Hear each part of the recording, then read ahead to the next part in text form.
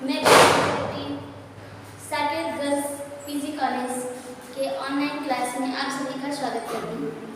तो आज हम समाजशास्त्र के विषय के अंतर्गत आज हम सामाजिक परिवर्तन के सिद्धांत में आगस्ट काम्बले का सिद्धांत पढ़ने वाले हैं। आगस्ट काम्बले का सिद्धांत पढ़ेंगे कि आगस्ट काम्बले सामाजिक परिवर्तन जो हमारे समाज में जो परिवर्तन होते हैं उसका क्या कारण मानते हैं, जो समाज में हमारे परिवर्तन आता है। तो जो आगस्ट काम्बले हैं वो सामाजिक परिवर्तन के रेखीय परिवर्तन के समर्थक हैं। कौन से परिवर्तन के? रेखीय परिवर्तन। इनका कहने का आशय है कि जो समाज में परिवर्तन होते हैं वो रेखीय क्रम में होते हैं। वह एक सीधी दिशा के रूप में परिवर्तन होते हैं, उसे हम रेखीय परिवर्तन कहते हैं और आगस्ट काम्बले इसके समर्थक हैं। आगस्ट काम्बले एक फ्रांसीसी समाजशास्त्री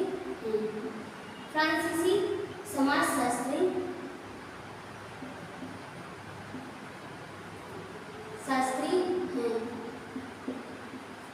इनको हम समाजशास्त्र के जनक के रूप में भी माने जाते हैं। इनको हम समाजशास्त्र के जनक के रूप में भी जानते हैं, जो सामाजिक परिवर्तन के सिद्धांत को बताए हैं। तो आज हम समझेंगे कि जो समाजशास्त्र के अंतर्गत जो सामाजिक परिवर्तन का सिद्धांत है आगस्ट काम्बले उसके अंतर्गत क्या कहते हैं। तो आगस्ट काम्बले कहते हैं हमारे समाज में जो भी परिवर्तन होता है उसका कारण हमारा बौद्धिक विकास है। जब हमारे बौद्धिक विकास होते हैं, हमारे विचारों में परिवर्तन होते हैं, तो उसका कारण हमारे जो है समाज में परिवर्तन होता है। तो ये कहते हैं कि जो परिवर्तन होता है वो 3 स्तर से गुजरकर, मतलब हमारा जो बौद्धिक विकास होता है, हमारे जो विचारों में परिवर्तन होते हैं वह 3 स्तर से होकर गुजरता है। तो सबसे पहले हम पहला स्तर देखते हैं। पहला स्तर है इनका धार्मिक स्तर,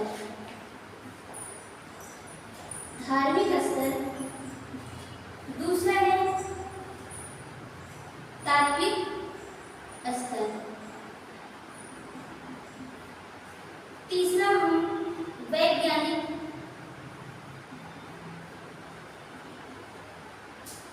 या प्रत्यक्षवाद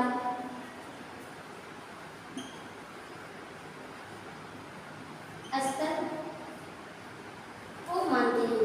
तो धार्मिक स्तर, तात्विक स्तर, उसके लास्ट का जो स्टेज है प्रत्यक्षवाद और वैज्ञानिक स्तर को मानते हैं। यही 3 स्तर हैं जो मनुष्य के बौद्धिक विकास या विचारों में परिवर्तन का कारण बनता है। तो ये कहते हैं किस तरह से हमारे जो बौद्धिक विकास है इनके विचार में किस तरह से परिवर्तन आए। तो डायरेक्टली वो वैज्ञानिक या फिर प्रत्यक्षवाद स्तर पर नहीं आए। तो सबसे पहले उनका विचार था धार्मिक विचार। धार्मिक स्तर यह था कि जो भी घटनाएं समाज में घटित हो रही है, जो भी घटनाएं या फिर क्रियाएं हैं वह धर्म से, मतलब उसमें कुछ अलौकिक शक्तियां हैं,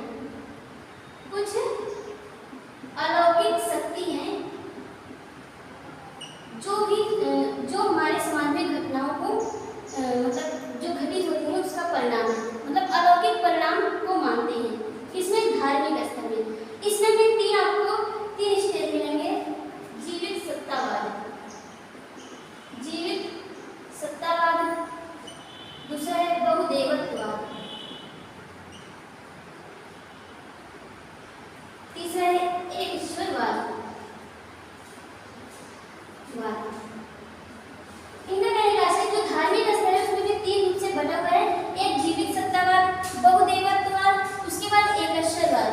कहने का आशय है कि जो पहला जीवित सत्तावाद है इसमें यह माना गया कि जो मनुष्य का मस्तिष्क था वह एक जीवित सत्तावाद, मतलब समाज में जो भी चीजें हैं, जो भी पदार्थ हैं, जो भी क्रियाएं होती हैं उसमें कुछ अलौकिक शक्ति, मतलब कुछ जीव आत्मा रहता है जिसके कारण यह क्रियाएं होती हैं।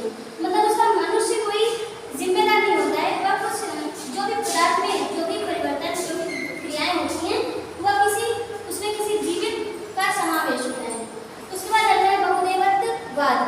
उसके बाद का स्टेज होता है कि बहुदेवत्ववाद, उसमें धीरे धीरे उन्होंने बहुत देवताओं को मानने लगा कि मतलब जैसे आंधी आ रही है तो इंद्र देव की इच्छा है, धूप हुई है तो सूर्य देव का, मतलब अलग अलग देवताएं उत्पन्न हुई। उसके बाद का जो है एक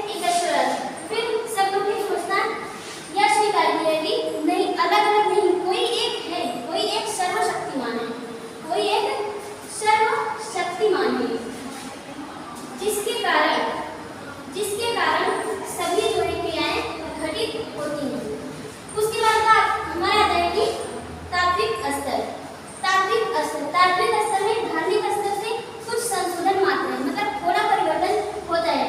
इसमें मानने लगते हैं, मतलब मनुष्य का जो विचार है, जो बौद्धिक विकास है, तात्विक स्तर पर पहुंचने में यह सोचने लगते हैं कि जो भी क्रियाएं हैं वह सिर्फ किसी अलौकिक शक्ति नहीं, कुछ अमूर्त शक्ति है। वह व्यक्तिगत रूप से कुछ अमूर्त शक्तियां हैं जो सभी क्रियाएं होती हैं। फिर अगला स्टेज है हमारा वैज्ञानिक या प्रत्यक्षवाद स्तर। यह लास्ट स्टेज है वैज्ञानिक या प्रत्यक्षवाद, जो भी चल रहा है। हम जो प्रत्यक्षवादी हो गए हैं, वैज्ञानिक रूप से सभी घटनाओं का खोज करते हैं, अवलोकन करते हैं सभी तथ्यों का, वो होता है वैज्ञानिक। तो इसमें क्या होता है, इसमें जो भी जन्म, मृत्यु या फिर घटनाएं जो भी घटित होती हैं, उसमें जो है व्यक्ति यह मानने लगता है कि यह व्यक्तिगत रूप से होता है। इसका जो है कारण और संबंध, कारण और संबंध मनुष्य इसमें खोज करना शुरू कर देता है। उसके बाद तथ्य और अवलोकन के जरिए वैज्ञानिक रूप से उस घटनाओं का खोज करता है कि यह घटना किस तरह से घटित हुई है। तो ये हमारा ऑगस्ट काम्टे का जो है सिद्धांत है। तो ऑगस्ट काम्टे में क्या है, मतलब इनका जन्म 1798, मृत्यु 1857, और ये दैखिक परिवर्तन के प्रवर्तक है और एक फ्रांसीसी और समाजशास्त्री हैं, और ये समाजशास्त्र का जनक भी कहा जाता है। ऑगस्ट काम्टे को जनक भी कहा गया है और इन्होंने सामाजिक परिवर्तन के बौद्धिक कारण को माना है। बौद्धिक कारण और विचार, बौद्धिक कारण और विचार, मतलब हमारे बौद्धिक विकास और विचार में परिवर्तन होने से यह जो है सामाजिक परिवर्तन आता है। तो आज की वीडियो में हम आपको ऑगस्ट काम्टे के सिद्धांत को बताएंगे जो सामाजिक परिवर्तन के सिद्धांत के अंतर्गत आते हैं। तो नेक्स्ट टॉपिक आपको अगले वीडियो में